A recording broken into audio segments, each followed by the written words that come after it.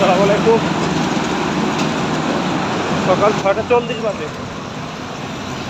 ঠান্ডা, কঠিন সত্য প্রকাশ।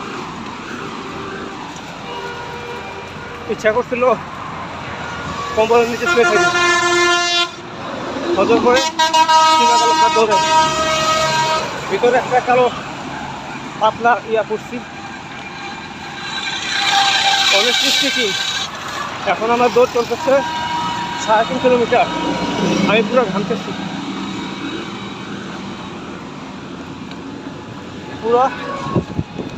পুরা ঘামতেছি। তার মানে একই সময় একই দিন কম্বলের নিচে থাকা যায়, আবার ঘামও চুলানো যায়। যে কোনো কাজেই প্র্যাকটিস ইজ দ্য কি।